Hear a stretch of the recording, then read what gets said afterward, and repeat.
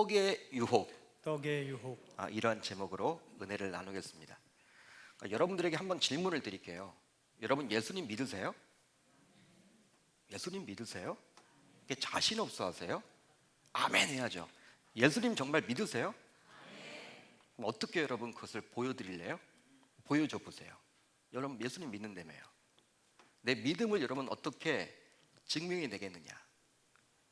여러분 어떻게 우리가 살아야 될까요? 내가 예수님 믿는데 정말 믿는다면 그 예수님 믿는 것을 누군가에게 여러분 다 보여줘야 하잖아. 내 믿음을 어떻게 할 수가 있습니까? 우리가 바로 예수님을 믿는다라는 것은요, 다른 게 아니에요. 예수님을 점점 닮아간다는 거예요. 그러니까 삶 속에서 예수 믿기 전에는 뭐 정말 영 아니었는데 예수 믿더니 너무 달라졌다. 와, 예수님을 보는 것처럼 느껴질 때가 바로 예수님 믿는 거예요. 그러니까 여러분 어제보다 나은 오늘, 오늘보다 나은 내일이 돼야 하는 것이죠. 우리의 신앙이 점점 진보가 돼야 되거든요. 성장이 일어나고 성숙이 일어나야 되는데 우리가 예수님이 될 수는 없어요. 이단이죠. 어떻게 우리가 예수님입니까? 말이 안 되는 거죠. 그렇지만 예수님을 닮아가는 거예요. 그러니까 우리가 사복음서를 보면서도 예수님 이야기가 나오잖아요. 근데 그 예수님이 이렇게 행하셨다 그러면요, 이번엔 좀 나도 이렇게 한번 해봐야지. 나도 한번 시도를 해봐야지. 예수님처럼 한번 살아야지. 이게 바로 내 믿음이라는 거예요. 내 믿음. 오늘도 우리가 이제 예수님에 대해서 살펴볼 텐데 그 예수님의 모습을 보시고 그냥 은혜 받았네, 그냥 말씀 좋다, 뭐 영적 교훈 얻었다, 그게 끝이 아니라 이제 예배당에서 돌아가는 그 순간부터 삶으로 녹여낼 수 있기를 바랍니다. 그게 바로 여러분들의 믿음이에요. 믿음은 여러분들 볼 수가 있습니다. 저 사람이 정말 예수를 믿는다. 그럼 여러분들 정말 예수를 믿으면 세상 사람들과 분명히 달라야 되거든요. 그걸 여러분들이 보여주면서 사시는 그런 복된 삶을 다 살아내실 수 있기를 우리 주님의 이름으로 축원합니다. 자, 마시멜로 이야기라는 책이 있습니다. 이 마시멜로 이야기 2005년도에 출판이 되었는데 수백만 권이 팔렸어요. 수백만 권이. 제가 이렇게 살펴보니까 어린이용도 있습니다. 청소년용도 있습니다. 초등학교 아이들의 권장 도서예요. 마시멜로 이야기. 아주 유명한 책인데요. 이 책을 보게 되면 마시멜로 실험이 나오죠. 그 유명한 월터 미셸 박사팀에 의해 1968년 처음으로 스탠퍼드 대학교 부설 유치원에서 진행된 실험을 이야기 형식으로 이 책에서 다뤄주고 있습니다. 유치원에 다니는 4살짜리 아이들을 대상으로 유치원 내에 마련된 서프라이즈 룸에서 이 실험이 진행되었다고 하는데요. 진행자가 이제 4살짜리 아이들을 모아놓고 이런 이야기를 합니다. 너희들, 내가 이제 마시멜로를 하나씩 줄 거야, 너희들에게. 근데 이 마시멜로를 먹지 말고 15분 동안 한번 참아봐. 15분 지나면 내가 하나 더 줄게. 이 실험이에요. 하나 더 준다라는 거예요. 그런데 너희들이 그걸 다 먹어버리면 이제 끝나는 거야. 그 먹어버린 친구들은 마시멜로 내가 안 줄 거야. 진행자가 그런 이야기를 하고요. 이제 그 방에서 나갔습니다. 그 룸에는 여러분 누구만 남았습니까? 이제 아이들만 남죠. 아이들만 남는데 이제 어른들, 실험을 하는 이 박사팀들은요, 다 어디가 있냐면 밖에 나와서, 안에서는 밖에 안 보여. 벽입니다. 그렇지만 밖에서는 다 볼 수 있는 그런 반사 유리 뒤에서 지켜보는 거예요, 아이들을. 그러니까 여러분 관찰을 하는 거예요. 아이들이 과연 어떻게 할까? 15분을 참냐 못 참냐. 그런데 아이들을 관찰한 결과 평균적으로 아이들이 인내한 시간은 9분이었다고 합니다. 몇 분이라고요? 9분. 그러니까 우리 어린 아이들이요, 한 10분 정도 지나면요, 영상에 집중하다가도 막 또 땡깡 부리죠. 뭐 음식점에서 이렇게 막 우리가 틀어주잖아요. 아이들 키울 때 보면 뽀로로 이런 영상 틀어주잖아요. 10분까지는 잘 봐, 애들이. 9분까지는 잘 봐. 그 다음에 다른 거 틀어줘야 돼. 그러니까 아이들이 집중하지 못하는 거죠. 근데 9분 정도까지는 인내를 했다라는 거예요. 먹지 않았어. 그런데 결국 9분 이후부터는 대부분 먹게 되어서 75%의 아이들이 15분을 참지 못하고 마시멜로를 먹었다는 거예요. 여러분 75%는 먹었는데 나머지 25% 아이들은 먹고 싶은 유혹을 이겨내므로 15분 후 다시 돌아온 진행자에게서 하나의 마시멜로를 더 받아갔다는 거예요. 1968년부터 74년 사이에 총 550명의 아이들이 테스트를 받았는데요, 이들의 표본을 통해 대략 10년을 단위로 해서 그들의 인생을 계속해서 추적했다는 거예요. 550명이지만 그때만 다 끝나는 것이 아니라 그들의 인생 전반을 10년 단위로 살펴봐야 하기 때문에 이 보통의 실험이 아니죠. 돈도 굉장히 많이 들었겠죠. 550명의 인생을 다 10년 단위로 추적을 해야 되니 대단한 거예요.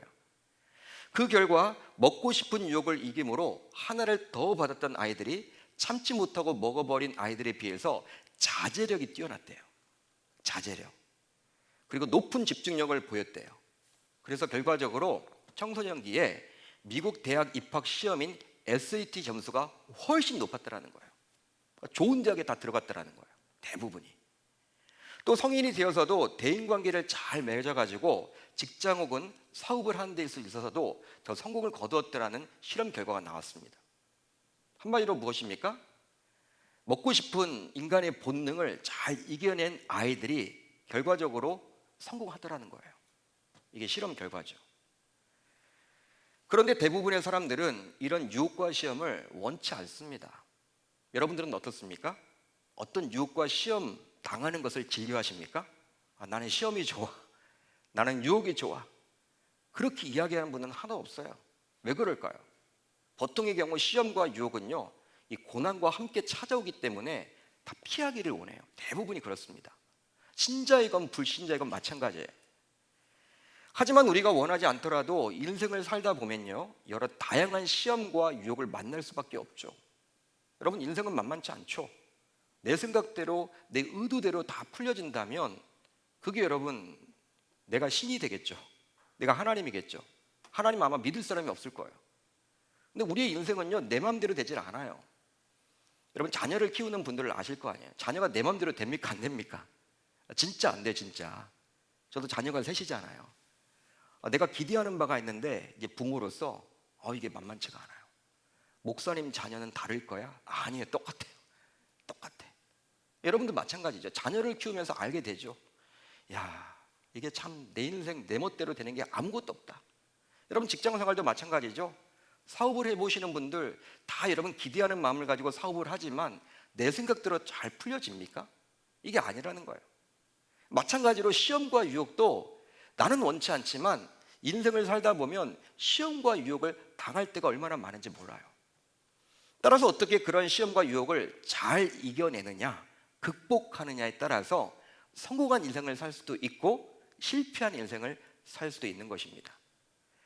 그런데 보통 신자들의 경우, 이제 불신자가 아니라 신자들의 경우에 시험은 하나님께서 주신 것이다, 이런 생각을 합니다. 반면에 유혹은 사탄이 주는 것이라고 쉽게 단정을 지어요. 즉, 사탄은 우리를 넘어뜨리려고 유혹을 하는 반면에 하나님께서는 저와 여러분들을 단련시키기 위해서 시험을 주신다라고 여긴다라는 것이죠. 그러면서 대표적인 구절이 바로 이 창세기 22장에 나와 있는 이 아브라함, 100세에 낳은 이삭, 아들 이삭을 번제물로 바치라고 했을 때 하나님께서 아브라함을 시험하시려고 라고 나와 있죠. 하나님도 시험을 하시는구나. 그렇지만 결국 아브라함을 위해서 하신 시험임을 우리는 너무나 잘 알기 때문에 하나님의 시험은 우리를 더욱더 든든하게 하고 견고하기 위한 목적이라면 사탄의 유혹은 우리를 넘어뜨리려고 하는 것이기 때문에 어떻게 해서든지 하나님의 시험은 우리가 믿음으로 잘 이겨내야만 하지만 이 사탄의 유혹은 영적으로 깨어서 뒤들어기면 피해야 한다, 만나서는 안 된다, 이렇게 여러분 여기는 경우들이 얼마나 많은지 모릅니다. 근데 맞는 말이죠. 실제로 성경에는 이 사탄의 유혹과 하나님의 시험에 대해서 다음과 같이 저와 여러분들에게 말씀을 해주고 있습니다. 자, 우선 누가복음 22장 39절로 40절을 볼까요? 우리 한번 같이 읽어봅니다. 시작.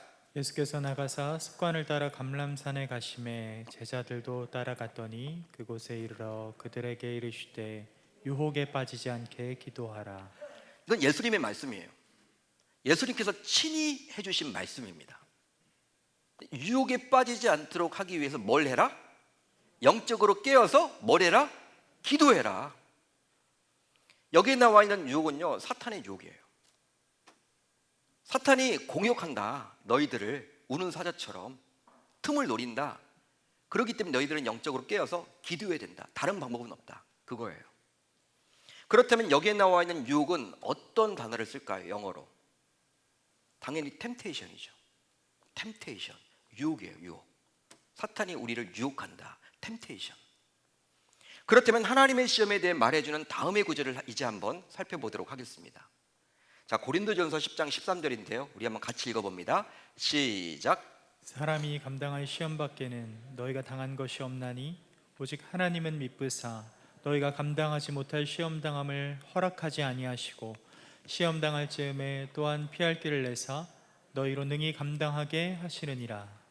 자, 이 말씀을 통해서 바울 사도는 하나님의 시험이 있다라는 거예요. 그걸 여러분 이야기합니다. 예수를 믿어도 복음을 들어도 하나님의 자녀가 돼도 하나님은 시험하신다라는 거예요. 시험하시는 분이라는 거예요. 그걸 전제하라는 거예요. 시험이 없을 수는 없다라는 거예요. 그렇지만 그 시험을 너희들은 넉넉히 감당할 수 있다. 지금 그 말을 해주고 있는 것이죠.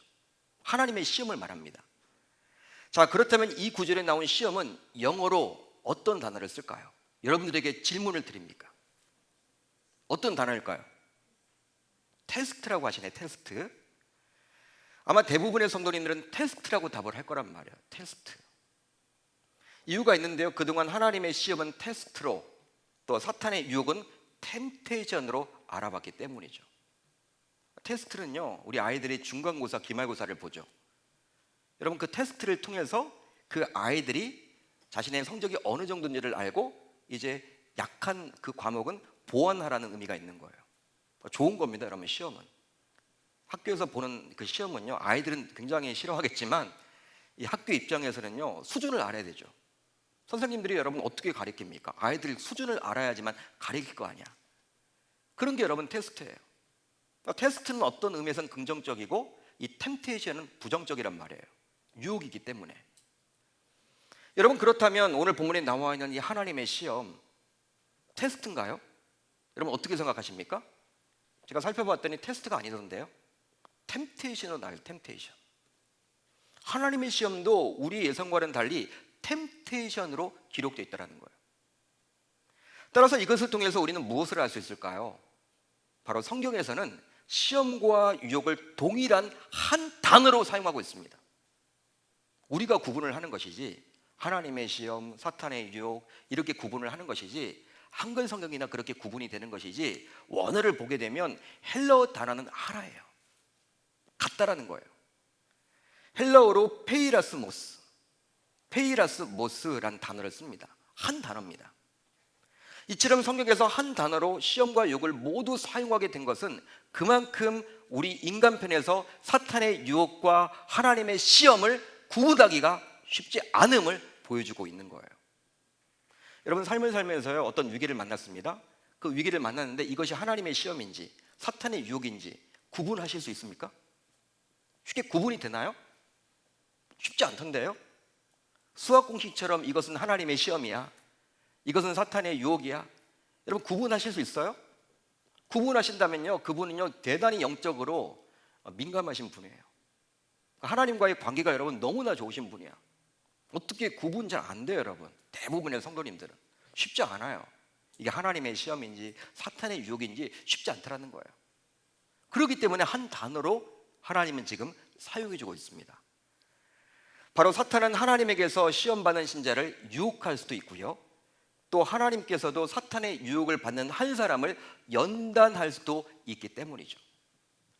하지만 분명한 것이 있어요. 그것은 바로 하나님의 시험과 사탄의 유혹 모두 같은 단어를 사용하지만 하나님의 시험은 궁극적으로 우리의 신앙을 더욱더 단단하게 하고 복을 주기 위한 목적이라면, 사탄의 유혹은 어떻습니까? 저와 여러분들을 넘어뜨리고 저주하기 위한 목적에서 행한다라는 것을, 그렇기 때문에 저와 여러분들은 잊어서는 아니 될 줄로 믿습니다. 여러분, 구분은 된다라는 거예요. 같은 단어지만. 자, 오늘 본문 안으로 들어가 보면요, 이제 예수님께서 광야에서 시험을 받으십니다. 광야에서 시험을 받아. 야, 예수님도 시험을 받았네. 예수님도 시험을 받았네. 우리가 여러분 위로를 얻죠. 우리가 삶을 살면서 여러 가지 유혹과 시험을 받는단 말이에요. 근데 오늘 말씀을 보게 되면요, 예수님이 사단에게 유혹을 받아요. 그런데 예수님도 사단에게 유혹을 받았다. 저와 여러분들도 사단에게 유혹을 받을 수밖에 없는 존재라는 것이죠.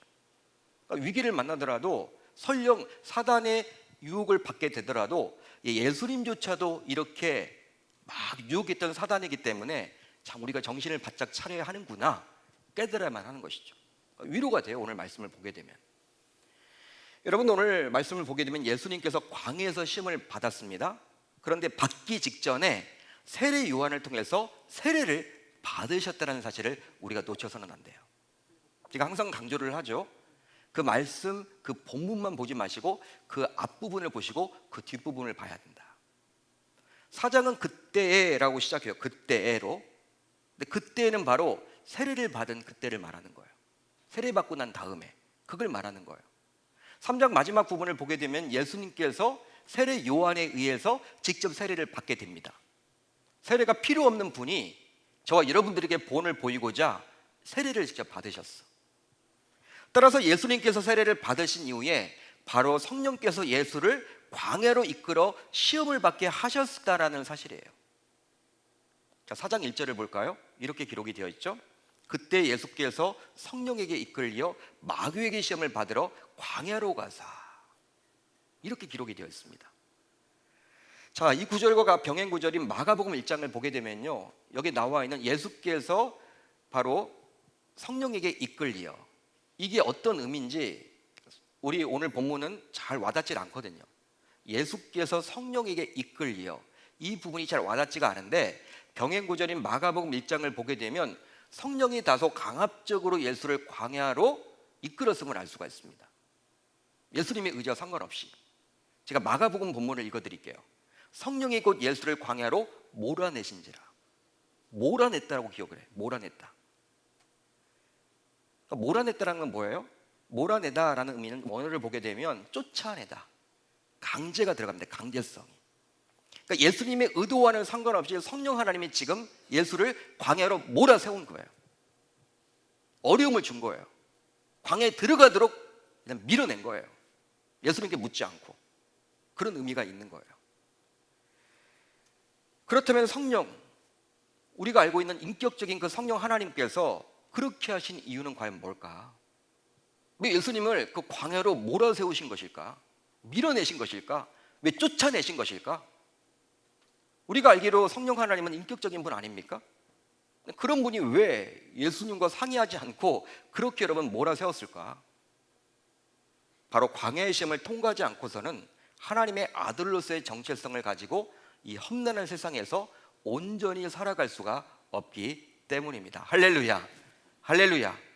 이거예요, 이거. 자, 예수가 세례를 받게 되자 하늘로부터 다음과 같은 소리가 들려졌어요. 여러분, 마태복음 3장 17절, 3장의 마지막 절인데 이렇게 기록되어 있죠. 내 사랑하는 아들이요 내 기뻐하는 자라. 누구의 음성입니까? 하나님의 음성이죠. 하나님께서 많은 사람들이 듣도록 이제 예수님을 공적으로 인정해 준 거예요. 그 전에도 물론 하나님의 아들이었지만 이제 많은 사람들이 진짜 알도록 이렇게 말씀해 주신 거예요. 공생의 사역을 시작하기 전에 하늘에서 이렇게 음성이 들려졌어. 내 사랑하는 아들이요 내 기뻐하는 자라. 이 음성이 들려진 이후 이제 본격적인 공생의 사역을 해야만 했습니다. 예수님께서는 이제 하나님의 아들의 권세를 가지고 공생의 사역을 시작해야만 했는데, 그렇게 하기 전 성령은 예수를 우선 광야로 데려가서 시험을 받도록 한 거예요. 바로 이 시험을 이겨내므로 하나님의 뜻에 온전히 순종하는 진정한 하나님의 아들이 되기를 기대했기 때문이죠. 그러기에 홀로 머물 수밖에 없는 광야로 성령은 예수를 몰아세운 거예요. 몰아낸 거예요. 여러분, 광야는요 누구에게 여러분 집중할 수 있습니까? 오로지 하나님이죠. 하늘만을 바라볼 수가 없어. 소망이 없습니다. 얼마나 불편한지 몰라. 도시로 여러분 몰아세우지 않았어. 도시로 편리한 그러한 화려한 그런 곳으로 예수님이 여러분 가서 시험 받은 게 아니라 광야. 성령 하나님께 몰아세운 거예요. 왜? 누구에게 집중하라? 네가 이제 하나님의 자녀가 되었으니, 하나님의 아들이 되었으니 누구에게 집중해야 된다? 누구의 뜻을 구하며 살아가야 된다? 하나님. 결국 이 예수님은요 40일 금식을 하십니다. 그 광야에서 하나님의 뜻을 알고자, 하나님께 보다 집중하고자, 그런 의도를 가지고. 근데 그런 상황 가운데 사탄이 예수를 유혹했던 거예요. 야, 금식 기도까지 했는데, 40일 금식 기도를 했는데 성령 충만한 상태에서 사단이 유혹을 해. 참 여러분, 사단은 끈질겨요. 그만큼. 그런데 지금도 마찬가지예요.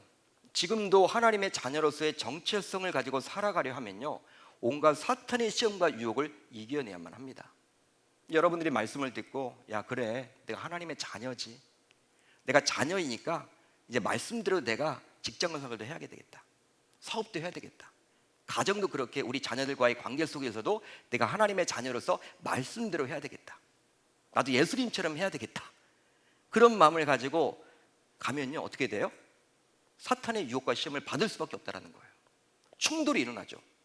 여러분들은 하나님의 자녀의 그러한 마인드를 가지고 살아가려고 하지만 세상은 그것을 용납하지 않거든요. 부닥칠 수밖에 없어. 어쩌면 승진도 안 돼. 예? 주변 사람들이 너 그렇게 했다가는 승진도 안 돼, 너 그렇게 했다가는 사업 쫄딱 망해.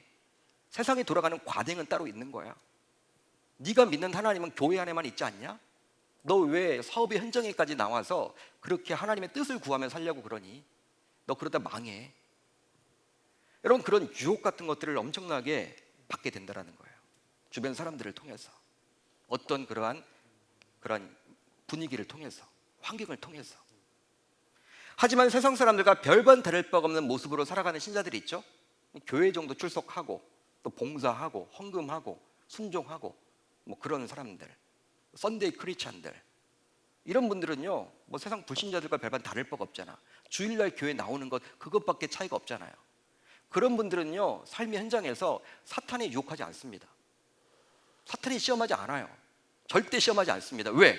사탄이 보기에도 그냥 가만 놔둬도 내가 좋아하는 일을 하는데, 하나님의 뜻을 대적하는데 굳이 내가 힘을 빼서 그렇게 뭐 할 필요가 있나? 그냥 놔두는 거예요. 놔두는 거. 여러분, 따라서 신자인 우리는 기억해야만 해요. 뭘 기억해야 되느냐? 바로 하나님의 자녀로서 하나님의 뜻대로 살아가려면 많은 시련을 겪게 된다는 거예요. 이걸 놓쳐서는 아니 된다는 것이죠. 아마 여러분들 가운데서도 이런 분들이 있을 거예요. 야, 그래도 나는 하나님의 자녀인데, 하나님의 뜻대로 살려고 몸부림을 치는데 왜 내 삶은 이렇게 힘들고 빡빡하고 어렵고 고통이 있을까? 답답하다. 나는 그래도 말씀 붙들고 살아가려고 하는데, 하나님의 자녀답게 살아가려고 몸부림을 치는데 왜 일이 이렇게 잘 안 풀리지? 이런 분들이 계시죠? 계신단 말이에요. 그런 분들이 계시다면 그것은 신앙생활을 잘하고 있다는 징표이기 때문에 오히려 감사할 수 있기를 바랍니다. 시험이 올 수밖에 없어요, 솔직히. 여러분, 그렇기 때문에 이 마르틴 루터라고 종교개혁자 있습니다. 유명하죠. 마틴 루터가 어떤 말을 했냐면, 시련이 없는 것이 가장 큰 시련이다, 이런 유명한 말을 남겼어요. 시련이 없는 것이 가장 큰 시련이라는 거예요. 이게 어떤 말입니까? 시련이 없다는 것은요, 내가 신자지만 사단이 나를 유혹하지 않는다, 나를 시험하지 않는다라는 의미이기 때문에, 이건 내가 신자지만 신자답게 살지 못하기 때문에 그것이 가장 큰 시련이 될 수밖에 없다, 그런 의미예요. 여러분, 인생을 살다 보면요 진짜 말씀대로 살려고 하면요 손해를 볼 수밖에 없어요. 너무나 답답하고 힘들어요. 어려워요. 핍박도 있습니다. 박해도 있습니다.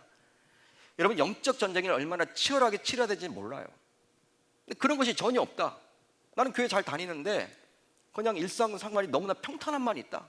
어떤 거리낌이 전혀 없다. 직장 다녀도 직장 동료들하고도 어떤 그냥 뭐 일을 할 때에도 전혀 이렇게 부닥침이 없다.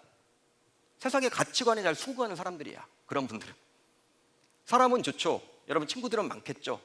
그렇지만 하나님의 자녀답게 그 정체성을 가지고 살아가는 사람은 아니기 때문에 그런 사람들은 사단이 건들지 않는다는 거예요. 왜? 같은 편이니까. 그냥 놔둔다는 거예요. 여러분, 마르틴 루터의 이 말, 시련이 없는 것이 가장 큰 시련이다, 이 말이요 우리에게 울림이 되는 것이죠. 사탄은 이제 예수님을 시험했는데요, 그것도 40일 동안 금식을 했기에 배가 몹시도 고팠던 예수님을 다음과 같이 이제 유혹합니다. 자, 오늘 본문 3절을 볼까요? 이렇게 기록이 되어 있죠.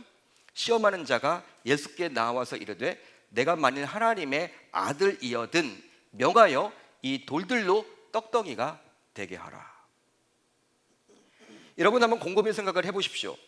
줄임배를 채우기 위해서 돌을 가지고 떡으로 만들어서 먹는 그것이 정말 크게 문제가 될까요?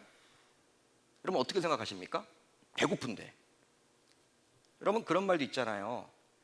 이게 굶주리면요, 진짜 이게 먹고 사는 문제는 가장 중요한 생존의 문제잖아. 내가 지금 배고파 가지고 여러분 뭘 먹어야 되잖아. 배고프면 당연히 채워야 되죠. 그건 인간의 여러분 기본적인 그거 아닌가요? 생년상 아닌가요? 배고프면 여러분 먹게 되어 있잖아요, 사람이. 여러분 근데 그걸 지금 사단이 지금 하라고 하거든요. 지금 예수님께서 여러분 돌을 가지고 떡을 만들어 먹는다고 해서 그것이 뭐가 크게 큰 문제냐는 거야. 지금 배고픈데. 여러분 어떻게 생각하십니까? 사탄은 예수님께 배가 고프면 스스로 떡을 만들어 먹으라고 지금 요구를 하고 있거든요. 너 할 수 있잖아. 너 하나님의 아들이라며. 하나님의 아들의 권세를 가지고 여기 많이 보이는 이 돌들을 가지고 떡을 만들어 먹어. 네가 믿는, 네가 아버지를 여기던 하나님도 아들인 네가 그렇게 배고파하고 힘들어하는 것을 그렇게 할 리가 없어. 좋아할 리가 없어. 진짜 아버지라며 하나님이 어느 아버지가 자기 자녀가 이렇게 굶어 죽는 것을, 배고파하는 것을 원하겠니? 진짜 너희 아버지가 하나님 맞다면 너도 이 돌들을 가지고 떡을 만들어 먹어. 할 수 있잖아. 너는 능력 있잖아. 지금 그렇게 속삭이고 있는 거예요. 사단이 지금 예수님께 속삭인단 말이에요. 물론 예수님은 공생의 기간 동안 오병이어 사건을 통해서 남자 장정만 5천 명을 먹이셨습니다. 따라서 하나님의 아들로서 충분히 돌을 가지고 떡을 만들 수 있는 능력을 가지고 있는 거예요. 충분한 능력을 가지고 있습니다. 그러기에 당시 예수님은 사탄의 요구대로 충분히 행할 수가 있어. 야, 너는 나를 이렇게 무시하니? 내가 한번 해볼까? 여러분 이런 마음 가질 수 있죠. 인성을 가지고 있는 예수님의 입장에서는 저와 여러분들과 동일하잖아. 여러분 누군가 와서 나의 자존심을 건든다. 나 할 수 있는데 우리 하잖아요 보통. 그래 내가 해볼게. 나 이 돈 있어. 할게. 보통 여러분 우리 인간이 이런 마음 갖잖아요. 지금 사단이 너 할 수 있는데 만들어 먹어. 계속 여러분 그렇게 옆에서 속삭인단 말이에요. 네가 믿는 하나님, 네가 아버지라고 하는 하나님이 그걸 원하지 않을까? 네 아들이 그렇게 배고파 굶주려 있는데 이거 뭐 만들어 먹는다고 그게 무슨 잘못이니? 먹어. 여러분 그렇게 계속 유혹을 한단 말이에요. 그걸 들으면요 어느 순간 예수님의 입장에서도 그래 한번 해볼까? 나 할 수 있으니까? 여러분 이런 마음 가질 거 아닙니까? 하지만 이런 사탄의 요구는 예수님에게 있어서 커다란 유혹이었어요. 이게 어떤 말이냐? 바로 이유가 있는데 바로 허기진 상태에서 돌로 떡을 만들 수 있는 충분한 능력을 갖췄기 때문에 할 수 있는데 하지 말아야 하기 때문에 이게 유혹이 되는 거예요. 할 수 있잖아요. 충분히 떡을 만들 수 있잖아요. 돌을 가지고. 근데 해서는 안 되기 때문에 하지 말아야 하기 때문에 유혹이 되는 거예요. 만약에 여러분 사탄이 이 김 목사에게 와가지고 저에게 제가 배고플 때, 아주 배가 고플 때 김 목사 너 주변에 보이는 돌들을 가지고 떡을 만들어 먹어. 그렇게 이야기를 한다고 해서 저에게 유혹이 안 돼요. 왜 유혹이 안 됩니까? 저는 그거 못하니까. 저는 여러분 돌을 가지고 떡을 만들지 못해. 그러니까 저에겐 유혹이 안 돼. 그거는 예수님에게는 너무나도 큰 유혹이에요. 유혹. 왜? 하실 수 있잖아. 세상에 여러분 권력이 있죠. 권력자들이 있죠. 장관, 차관, 국회의원, 대통령. 자기에게 여러분 주어지는 권력이 있습니다. 대통령도 다 해서는 안 돼.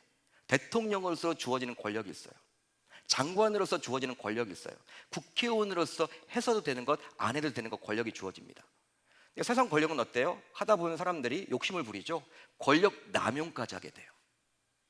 권력 남용을 해서 나중에 막 처벌까지도 받게 되죠.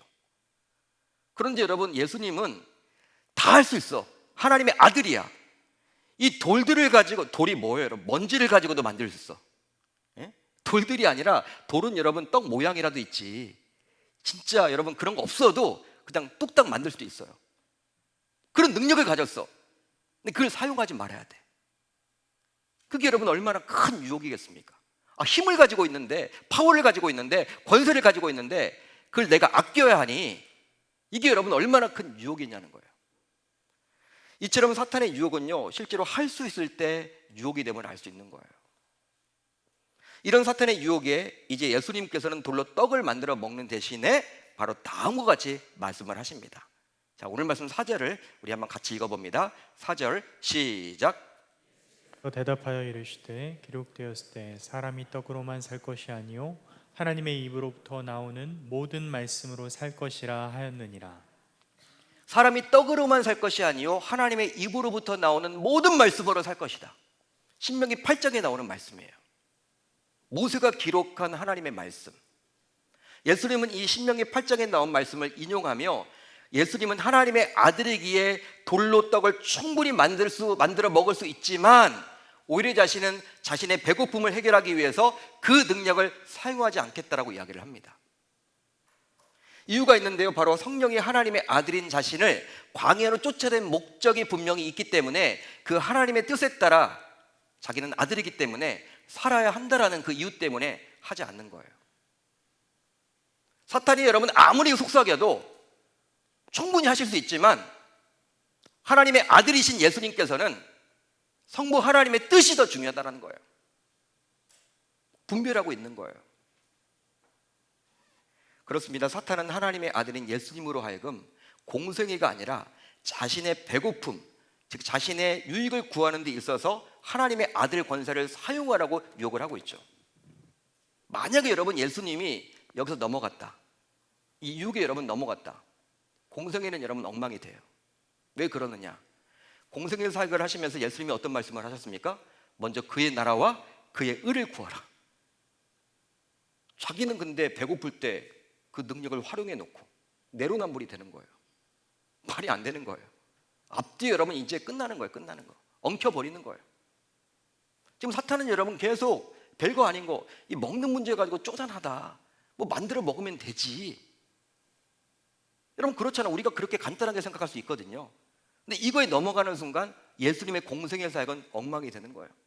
먼저 그의 나라와 그의 의를 구하라고 했는데 예수님 자신이 떡을 만들어 먹으면, 자기가 배고프다고 떡을 만들어 버리면, 그 능력을 활용해 버린다면 자기 자신을 위해서 어떤 영적인 일이나 구원 사역을 위해서, 공생의 사역을 위해서 하는 것이 아니라, 오병이어의 사건을 통해서 5천 명을 먹인 사건은 달라요. 자기 자신을 위한 게 아니죠. 그 5천 명을 구원하기 위한 하나의 과정 속에서 그런 기적과 이적을 베푼 거잖아요. 그렇게 하셔야 되는데 오로지 자기가 배고프다고 해서 자기가 능력을 활용해서 먹는다면 먼저 그의 나라와 그의 의를 구하라는 이 말씀과 대치가 돼서 이제 공생의 사역은 끝난단 말이에요. 나중에 십자가에 달리지도 못해. 여러분 이기적인 대별은요, 십자가 어떻게 달립니까? 아픈데, 힘든데, 어려운데, 고통스러운데 십자가에서 여러분 내려오고 싶겠죠. 모든 게 다 엉망이 되는 거예요. 사탄이 그러기 때문에 지금 이걸 교묘하게 욕하고 있는 거예요. 하지만 이런 사탄의 관계를 모를 리가 없는 예수님께서는 오직 자신만을 위해서는 하나님의 아들 권세를 사용하지 않겠다라고 공언을 했습니다. 할렐루야, 할렐루야. 그렇다면 이것을 통해서 우리는 무엇을 생각해 볼 수 있을까요? 바로 예수님은 하나님의 뜻에 순종하기 위해서라면 자신의 육체적 굶주림 혹은 그 이상의 어떤 고난도 감당할 준비를 하고 있었음을 알 수 있습니다. 이유가 있으니 바로 본인은 하나님의 아들이기에 오로지 하나님의 뜻대로 살아야만 한다고 여겼기 때문이에요. 하나님의 뜻이 중요하다. 그러기에 하나님의 뜻대로 살고자 하나님의 아들이었던 예수님은 오로지 하나님의 입에 주목을 했습니다. 하나님의 입에 주목을 했다라는 거예요. 바로 그 하나님의 입에서 온 우주 만물이 창조되었고 지금도 이 세상을 다스리시고 통치하시는 능력이 나오기 때문입니다. 여러분 실제 우리의 죽고 사는 문제도 바로 하나님의 입에서 나오는 말씀에 달려 있는 거예요. 여러분 믿으시면 아멘. 자, 오늘 말씀 보세요. 지금 예수님께서 신명기 8장을 인용했다고 제가 말씀드렸습니다. 그런데 신명기 8장을 보게 되면요, 오늘 말씀 여기에 나와 있죠. 4절을 보게 되면 이렇게 나와 있어요. 예수님이 이런 말을 합니다. 사람이 떡으로만 살 것이 아니요 하나님의 입으로부터 나오는 모든 말씀으로 살 것이다. 그냥 하나님의 말씀으로 살 것이다가 아니에요. 하나님의 입으로부터 나오는 모든 말씀으로 살 것이라고 모세는 왜 이렇게 말씀을 이야기하면서 하나님의 입 이야기를 했을까요? 그 이유가 있겠죠. 하나님이 여러분 입에서 나오는 말씀을 통해서 천지가 창조되었습니다. 할렐루야. 창세기 1장을 보세요. 하나님이 말씀하시면 모든 것들이 다 만들어졌잖아요. 하나님의 입에서 나오는 말씀, 그러니까 영적 권위. 하나님은 다른 분이라는 거예요. 모세가 그것을 강조하기 위해서 하나님의 말씀의 권위, 권세를 강조하기 위해서 하나님의 입으로부터 나오는 모든 말씀이라고 지금 표현을 해주고 있죠. 따라서 예수님은 그 말씀, 하나님의 입을 지금 주목하고 있는 거예요. 다른 것에 집중하고 있는 것이 아니라 그 광야에서, 그런 시험의 현장에서 즉 모든 복은 바로 하나님의 입을 통해서 임하게 되어 있기 때문입니다. 또 모든 문제 해결도 결국 하나님의 입으로부터 나오는 말씀에 달려있기 때문이죠. 그러기에 우리는 이 떡의 유혹, 즉 자신의 굶주림을 해결해야 하는 절체절명의 위기를 만나게 되더라도 세상 사람과 동일한 방법이 아니라 오로지 말씀으로 승부를 걸어야 할 줄로 믿습니다. 예수님처럼 말이죠. 다른 것에 소망이 없어요. 말씀. 왜? 말씀을 통해서 하나님의 뜻을 발견할 수 있기 때문에. 그렇다면 어떻게 하나님의 아들인 예수님은 이 쉽지 않은 사탄의 유혹을 이길 수 있었을까요? 여러분, 예수님이시니까 그렇게 했다, 그렇게 여기지 마세요. 오늘 말씀에 나와 있는 예수님은 저와 여러분들과 같은 인성을 가지고 있습니다. 줄이셨어요. 배고프셨어요. 진짜 배고프셨어요. 40일 금식했으니 얼마나 여러분들 힘들겠습니까? 이겨내셨잖아요. 어떻게 이게 가능했을까? 바로 성부 하나님에 대한 절대적인 신뢰를 가졌기 때문입니다. 실제로 예수님은 자신의 아버지인 하나님께서 자신이 떡을 달라 했을 때 돌을 주지 않으며, 자신이 생선을 달라 했을 때 뱀을 주지 않을 것이라고 확신을 가졌어요. 하나님은 내가 떡을 달라고 할 때 돌을 주신 분이 아니야. 하나님은 어떤 분이냐? 내가 생선을 달라고 하면 뱀을 주시는 분이 아니지. 하나님은 정말 좋으신 분이지. 나의 아빠, 아버지시지. 더 좋은 것 주실 거야. 이 신뢰, 그 믿음이죠. 따라서 주변에 있는 돌들을 보면서 예수님은 아직 아버지께서 자신에게 떡을 주실 때가 아니라고 본 거예요. 하나님이 주시겠지. 주실 거야. 그렇지만 지금은 때가 아니야. 그 돌들을 보면서도 그런 마음을 가진 거예요.